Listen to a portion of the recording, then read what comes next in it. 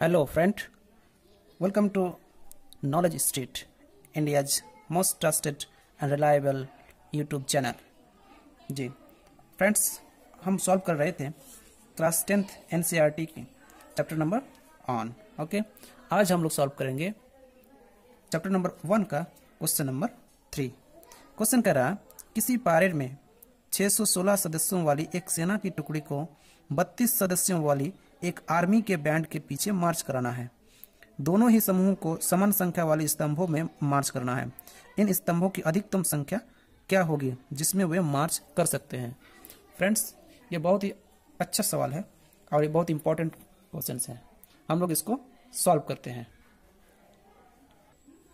Friends, question में दिया हुआ है कि 616 सदस्यों वाली सेना, ओके, 616 616 सदस्यों वाली एक टुकड़ी है जिसको 32 यानी कि 32 संख्या वाली दो इस पे यानी कि स्तंभों में बनाना है। चलिए, तो इस तरह का जब क्वेश्चन रहेगा कि इन स्तंभों की अधिकतम संख्या क्या होगी, तो हमें इसका एच शेप निकाल के आंसर बनाना होगा। ठीक है, हम अगर इसका एच शेप निकाल लेंगे तो आंसर बन जाएगा। ओके, चलिए, तो हम यहाँ लिख सकते हैं HCF ऑफ 616 एंड 32। ओके, अब HCF आप किसी भी नियम से निकाल सकते हैं, लेकिन चूंकि हम लोग पढ़ रहे हैं यूक्लिड विभाजन प्रमेय, इसीलिए हम लोग यूक्लिड विभाजन प्रमेय से ही अभी HCF निकालेंगे। Let's solve it. यूक्लिड विभाजन प्रमेय से, यूक्लिड विभाजन प्रमेय ये तो आपको पता होगा जी। यूक्लिड विभाजन प्रमेय के हिसाब से अब हम इसका HCF निकालेंगे। स्टेप 1, ओके फ्रेंड, स्टेप 1 में हम लोग क्या लिखेंगे? 616, क्योंकि 616 बड़ा है 32 से, तो हम लोग इसका अब डिवीजन करेंगे। ठीक है, 616 को 32 से डिवीजन करते हैं, तो ये 61 है, कितना से जाएगा? 1 से, यहाँ लिख देते हैं 32। ओके, अब ये आ जाएगा रिमाइंडर 9 और इधर आ जाएगा 2। ओके, अब 6 की बारी है। ओके, 6 की बारी है। अब इसको हम 9 से दे देते हैं। 9 2 जा 18, 8 और 9 3 जा 27 और 1 28। रिमाइंडर कितना बच गया? Remainder 8। Okay, 616 equal to 32 into 9 plus 8 जो रिमाइंडर है। ओके फ्रेंड, अब हम लिखेंगे स्टेप 2। ओके, स्टेप 2 में क्या है? ये जो डिवाइडर है इसको अब हमें यहाँ लिखना होगा 32, और 32 को फिर 8 से डिवीजन करना है जो हमारा रिमाइंडर है। ओके, 32 को 8 से डिवीजन करते हैं। 4 8 जा 32। ओके, रिमाइंडर इज 0, सो हम लोग यहाँ लिख सकते हैं 8 into 4 plus 0। Okay, 8 into 4 plus 0। अब ये जो लास्ट डिवाइडर होगा, ओके, यही हमारा HCF होगा, this one. So HCF of 616 and 32 equal to 8, यही हमारा आंसर होगा। क्योंकि क्वेश्चन में लिखा हुआ है, इसी तरीके से हम इनका आंसर लिखेंगे। देयरफॉर क्वेश्चन करेगा स्तंभों की अधिकतम संख्या क्या होगी, इसलिए हम लोग का उत्तर होगा, आंसर होगा स्तंभों की अधिकतम संख्या 8 होगी। Okay friend, and this is the answer. Friends, अब हम लोग क्वेश्चन नंबर 4 सॉल्व करेंगे। क्वेश्चन नंबर 4 कह रहा है, यूक्लिड विभाजन प्रमेय का प्रयोग करके यह दिखाइए कि किसी भी धनात्मक पूर्णांक का वर्ग किसी भी पूर्णांक m के लिए 3m या 3m+1 के रूप जैसा होता है। ओके फ्रेंड, क्वेश्चन आपके पास होगा। अब हम इसका सॉल्यूशन करते हैं। Let's solve it. Don't be worry, I am with you and don't be in Hari. Okay, या हम लोग लिखेंगे सबसे पहले, माना कि पूर्णांक, चूंकि यहाँ पूर्णांक की बात की गई है, हम लोग पूर्णांक ही लिखेंगे। पूर्णांक a के लिए हम लोग यूक्लिड विभाजन प्रमेय से क्या पाते हैं? ए के लिए यूक्लिड विभाजन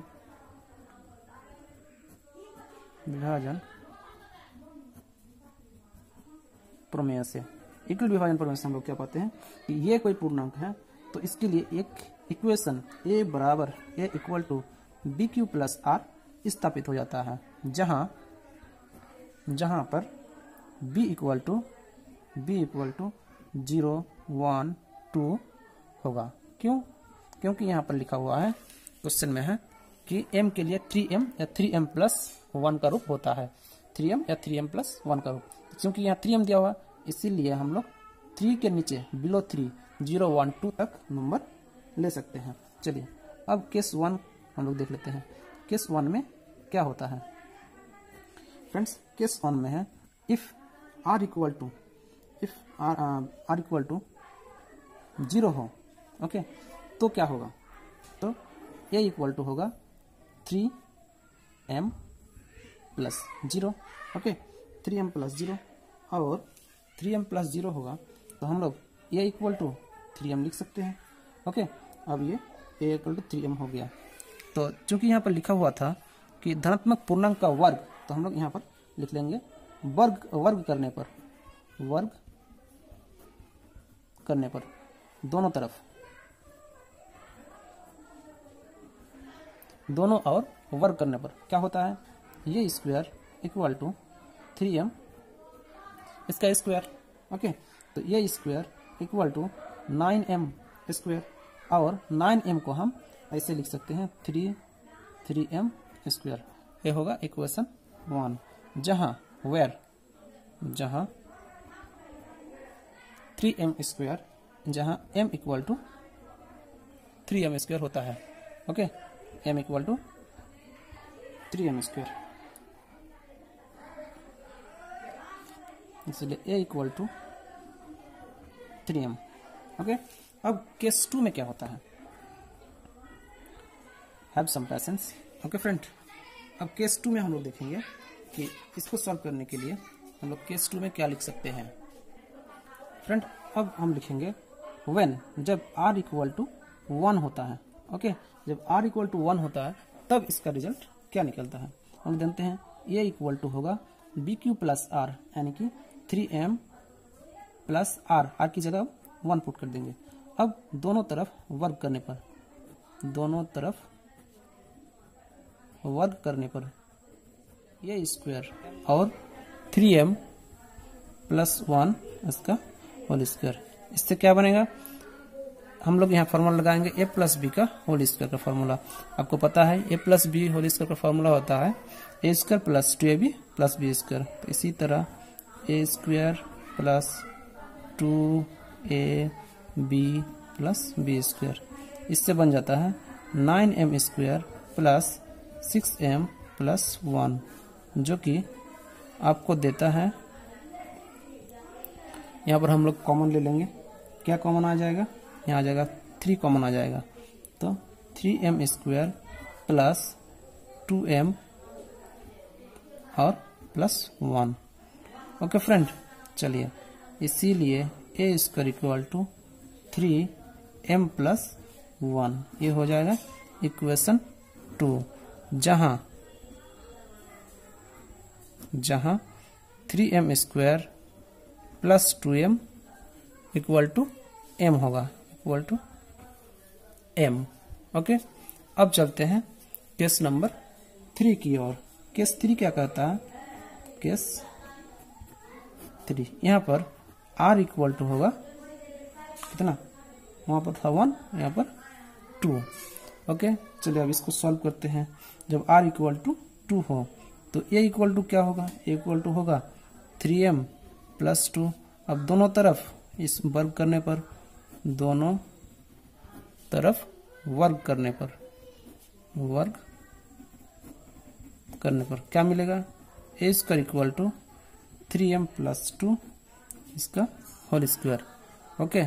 इससे मिलता है आपको a square plus 2ab plus b square का फॉर्मूला लगाएंगे तो ये मिलेगा 3m का square plus 2 3m into into 2 plus 2 square. Okay, इससे क्या बनता है 9m स्क्वायर प्लस 2 2 जा 4, 12m प्लस 4, और ये देता है आपको 3m स्क्वायर प्लस 4m, और ये प्लस 4, यानी कि इक्वल टू 3m प्लस 1। ये इक्वेशन ये हो जाएगा 3। ओके, जहां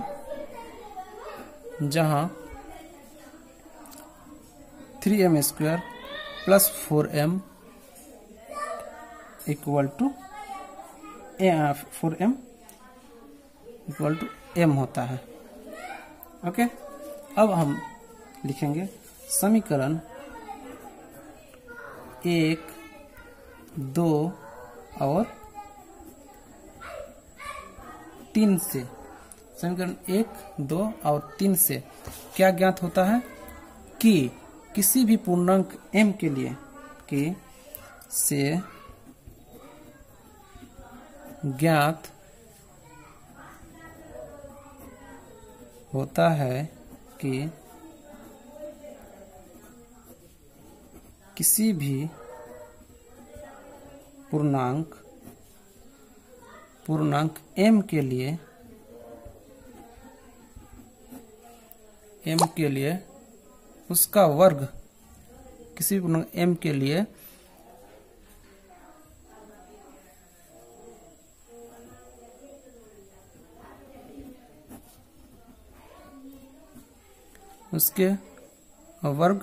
उसका वर्ग 3m या 3m प्लस 1 के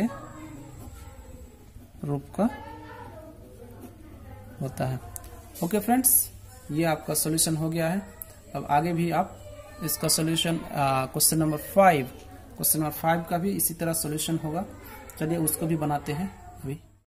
हाँ फ्रेंड, चलिए अब हम लोग क्वेश्चन नंबर 5, ओके, एनसीईआरटी का क्वेश्चन नंबर चैप्टर 1.1 का क्वेश्चन नंबर 5 हम लोग सॉल्व कर रहे हैं। ठीक है, क्वेश्चन कह रहा है यूक्लिड विभाजन प्रमेय का प्रयोग करके यह दिखाइए कि किसी भी धनात्मक पूर्णांक का घन 9m प्लस 1 या 9m प्लस 8 के रूप जैसा होता है। क्वेश्चन हो गया, आपके पास भी क्वेश्चन होगा, आप उनसे देख सकते हैं। ओके फ्रेंड, चलिए अब हम इसका सॉल्यूशन करते हैं। ठीक, जैसे कि पिछला जो सॉल्यूशन था उसमें भी हमने मानकर ही सॉल्यूशन किया था, इस बार भी हम लोग इसको मानकर ही करेंगे। ओके, चलिए मान लेते हैं, माना धनात्मक पूर्णांक, यहाँ लेकिन पूर्णांक और धनात्मक स्पेसिफिक कहा गया है, पूर्णांक ये है और b ग्रेटर देन 3 है, अर्थात हम लोग b इक्वल टू 0, 1, 2 ले सकते हैं। ओके, सॉरी ये r होगा, r इक्वल टू 0, 1, 2, 3 ले सकते हैं। चलिए यूक्लिड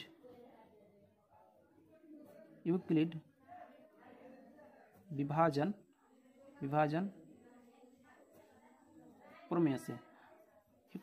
प्रमेय से हम जानते हैं कि a equal to b q plus r होता है। ओके, चलिए अब हम लोग जैसे कि पिछले सॉल्यूशन में भी केस 1 केस 2 लिखे थे, इसमें भी लिखेंगे केस 1 क्या होगा जब r इक्वल टू 0 हो। ओके फ्रेंड, तो a इक्वल टू कितना होगा, a इक्वल टू होगा 3m प्लस 0 यानी कि 3m। ओके, अब दोनों तरफ घन करने पर लिख देते हैं, दोनों तरफ घन करने पर, दोनों तरफ अब हम लोग क्यूब करेंगे तो क्या मिलेगा, ये क्यूब इक्वल टू 3m का क्यूब। ओके, 3m का क्यूब कितना होता है 27 m क्यूब। ओके, अब हम इसको लिख सकते हैं 9 और ब्रैकेट में 3m cube equal to 9m हम ये लिख सकते हैं, जो कि इक्वेशन नंबर 1 होगा, और जहां where 3m cube equal to m है। ओके, अब हम लोग केस 2 ले लेते हैं। ओके फ्रेंड, केस 2, इस केस में क्या हो सकता है जब r इक्वल टू 1 होगा। ठीक, तो a इक्वल टू क्या होगा 3m प्लस 1, क्लियर। अच्छा 3m+1। अब दोनों तरफ घन करने पर क्या मिलेगा हमें, AQ = 3m+1 इसका होल क्यूब। अब आपको पता है a+b होल क्यूब का फॉर्मूला क्या होता है, हाँ उसी फॉर्मूला से अब हम लोग इसको सॉल्व करेंगे। a+b का होल क्यूब होता है AQ यानी कि 3m का क्यूब प्लस 3a² b यानी 3m² 1 प्लस 3ab² यानी कि 1 है तो 1 square, okay, plus b cube यानी कि 1 का क्यूब, नो डाउट। चलिए इसका सोल्यूशन करेंगे। 27m³ plus 3 3 9 and 3 multiply 3 3 9 27m² plus 9m+3। अब हम लोग इसको क्या करेंगे, क्या क्या कॉमन आ सकता है, 9 कॉमन आ सकता है, इसलिए 3m³ plus 3m² plus m, और यहाँ पर आ जाएगा सॉरी ये +1 होगा, ओके +1। अब हम इसको 9m+1 विदाउट डाउट लिख सकते हैं। ये हो जाए इक्वेशन 2, जहाँ 3m³ plus 3m² plus m = m है, ओके। अब हम लोग केस 3 की ओर बढ़ेंगे। केस 3 इसमें क्या है, केस 3 कह रहा जब r = 2 है तो क्या होगा, जब r = 2 है तो हमारा a = 3m+2 होगा, ओके 3m+2। अब दोनों तरफ घन करने पर, घन मतलब क्यूब, दोनों तरफ क्यूब करेंगे, ओके। तो क्या मिलेगा हमें, AQ = 3m+2 इसका होल क्यूब। इट इल्ड्स, इससे क्या बनता है, इससे बनेगा आपका AQ प्लस BQ का फॉर्मूला लगाएंगे, ओके। तो 3m whole cube plus 3a² b होता है तो 3a² b यानी कि 3m का होल स्क्वायर, b क्या है, b है 2, ओके, प्लस 3ab² होता है तो 3ab² प्लस bq, ओके। अब देखिए ये सोल्यूशन करेंगे हम तो मिलेगा हमें 37m³ प्लस ये हो जाएगा 54m² plus 36m plus 8, okay. इससे क्या हमें मिलता है, ये मिलेगा आपको 9 कॉमन आ जाएगा, 3m² plus 6m² plus 6m, okay, और क्या मिलेगा 4m प्लस 8, जहाँ अब हम इसको 9m+8 लिख देंगे। इक्वेशन 3 जहाँ पर 3m² 3m³ 6m² and 4m = m है, यहाँ लिख देते हैं, जहाँ पर 3m³ 6m² plus 4m = m है, ठीक। अब इक्वेशन 1 2 और 3 इन तीनों से हमें क्या मिलता है, इन तीनों से हमें मिलता है, हम लिख देंगे यहाँ पर समीकरण 1 2 और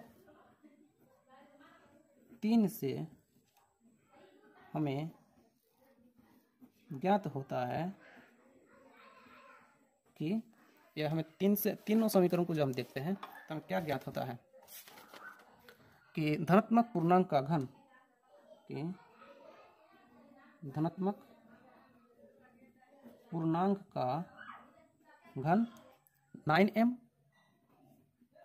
9m+1 या 9m+8 के रूप का होता है, ओके फ्रेंड, ये हो गया। इसी तरह ये एक्सरसाइज 1.1 खत्म हो गया। आप तैयार रहेंगे, नेक्स्ट सेशन में हम लोग फिर एक्सरसाइज सेकंड करेंगे, ओके। Thank you friend.